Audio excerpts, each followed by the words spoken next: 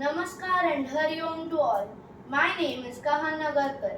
I am a student of Chinmaya Mission's Balvihar Goregaon branch. Balvihar is the brainchild of Swami Chinmayananda.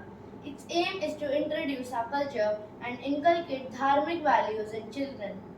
Bhagavad Gita chanting is the salient feature of our weekly Balvihar sessions.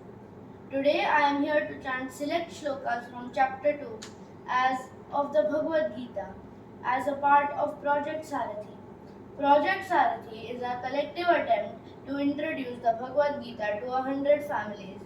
Thus we continue on the path showed to us by Puja Gurudev Swami Chinmayananda, who dedicated his life in spreading the glory of the Bhagavad Gita across the globe.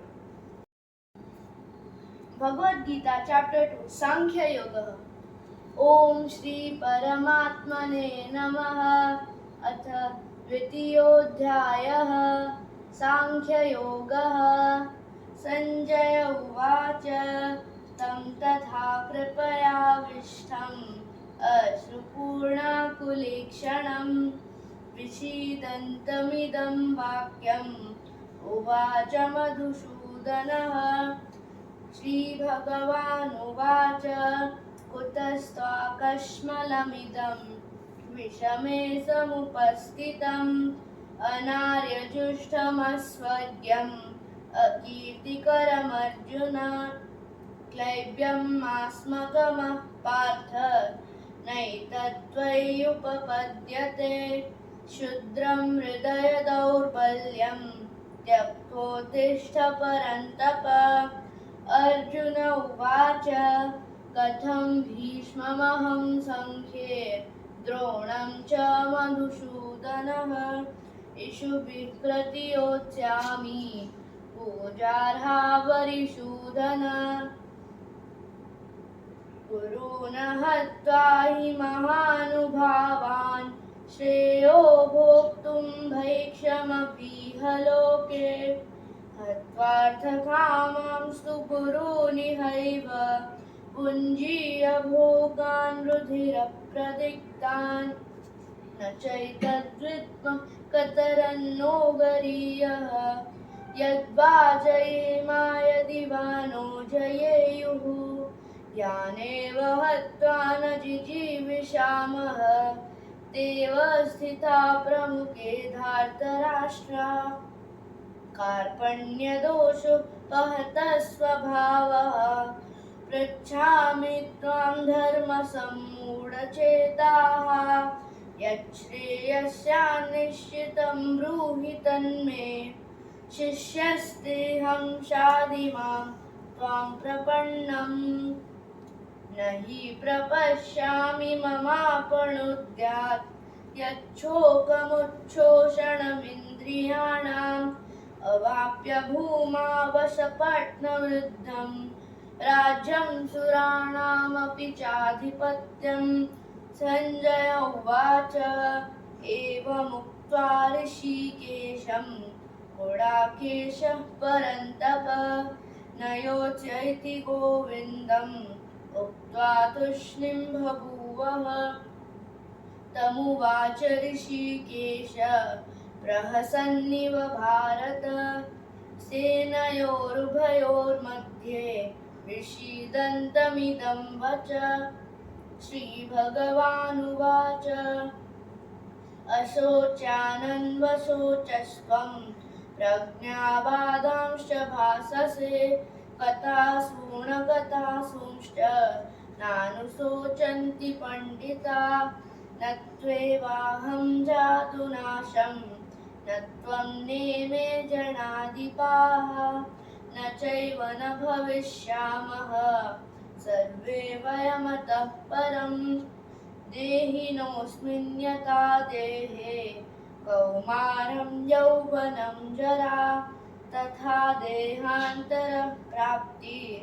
धीरस्तत्र न मुह्यति मात्रस्पर्शास्तु कौन्तेय शीतोष्णदुःखदाः आगमापायिनो नित्यास्तां स्थितिक्षस्व भारत यं हि न व्यथयन्त्येते पुरुषं पुरुषर्षभ समदुःखसुखं धीरं सोमृतत्वाय कल्पते नासतो विद्यते भाव नाभावो विद्यते सतः उभयोरपि दृष्टोऽन्तस्त्वनयोस्तत्त्वदर्शिभिः अविनाशितु तद्विद्धि येन सर्वमिदं ततं विनाशमव्ययस्यास्य न कश्चित् कर्तुमर्हति अन्तवन्त इमे देहा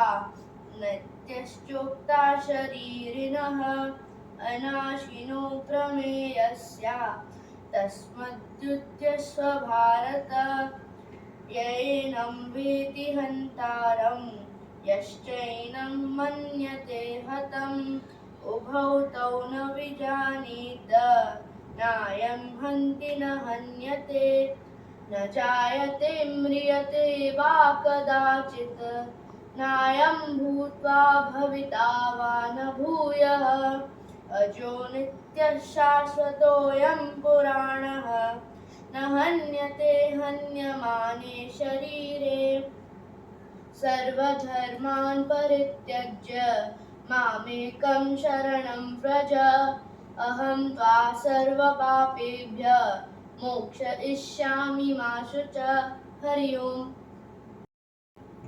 Now I will read the essence of Bhagavad Gita chapter 2. The essence of the Bhagavad Gita unfolds in the second chapter called Sankhya Yoga or the Yoga of Knowledge. Second chapter is probably the most longest of all the chapters because the Lord Himself tells us about many perspectives and truths of life. This chapter opens our heart and minds to all the answers any human is looking for in his spiritual development, like the knowledge of self, Atman, the theory of reincarnation, the duty of one and all, which is work for the sake of work, the reason of all sufferings, which is materialistic attachment, the enemies of mankind, which are lust, anger, and greed, the solution for all problems, which is renunciation and detachment, the science of action, work without attachment towards the result, and the disposition of an enlightened being. This chapter begins with the dilemma of Arjun and concludes with a description of a man of perfection. At the beginning of a chapter, Sanjay gives a complete picture of Arjun's mental state to Dhritarashtra, which is overwhelmed with sorrow for his near and dear ones. Arjun did not know whether he should fight, although fighting is the duty of the Kshatriyas, or whether he should refrain from killing in the battlefield. Arjun's state of mind could be due to a sense of desperation. This is what happens to most of us when confronted by unimaginable problems in our day-to-day life. When hysteria attacks, intellectual composure is destroyed and the resulting confusion leads to inefficiency and ultimately to failure in life. Arjun completely surrenders to Lord Krishna as a student and requests for guidance by saying Shishyate Aham, meaning I am your disciple. Verse 11 of chapter 2 is essentially the beginning of Bhagavad Gita. Chapter 1 and the first 10 verses of chapter 2 are used to build the background for the Gita. Verse 11 explains that sorrow arises out of misunderstanding and self-realization is the only way to overcome sorrow.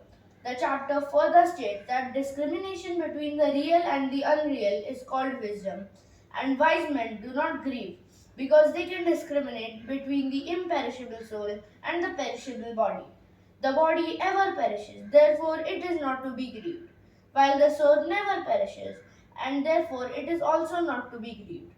One is grieved only because of lack of wisdom and discrimination.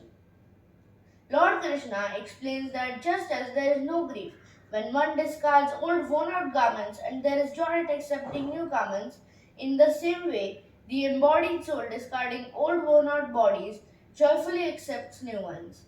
Thus Krishna explains the basic principle is that no instrument can hit or destroy an element subtler than itself. Atma being subtler than the subtlest, it cannot be changed by any other elements, such as waters, air, fire, or earth. This is the gist of the second chapter in brief.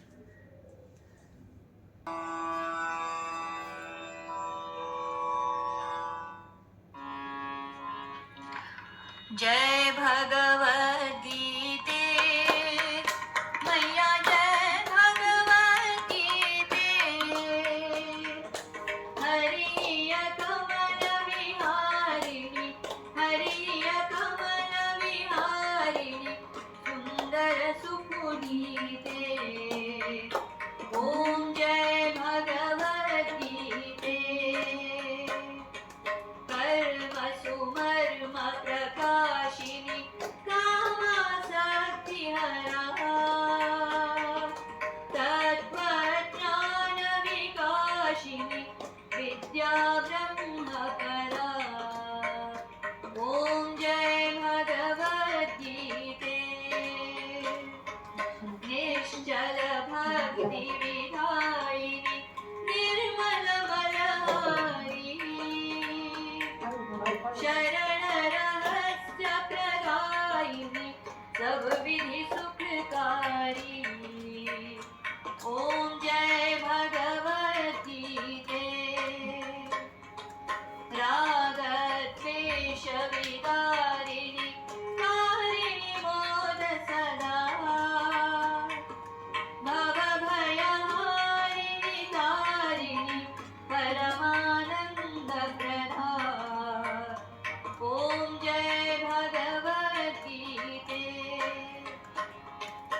आसुर भाव विनाशिनी नाशिनी कमलजनी दैवी सद्गुणदायिनी हरिरसिका सजनी ओम जय भगवद गीते समता त्याग सिखावनी हरिमुख की वाणी सकल शास्त्र की स्वामिनी श्रुतियों की रानी ओम जय भगवद गीते दया सुधा बरसावनी मातु कृपा कीजय हरि पद प्रेम दान कर अपनों कर लीजय ओम जय भगवद गीते ओम जय भगवद गीते मैया जय भगवद गीते हरिय कमल विहारिणी हरिय कमल विहारिणी सुंदर सुपुनीते ओम जय भगवद गीते ओम जय भगवद गीते ओम जय भगवद गीते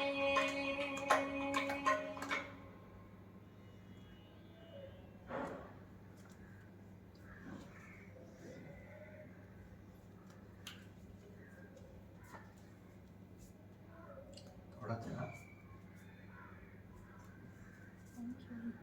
एक खाला पूर्ण तर जसं आम्ही ही आरती केली आणि तुम्हाला सगळ्यांना प्रसाद मिळाला तसंच आता हे पुस्तक प्रसाद तुम्हाला मिळेल.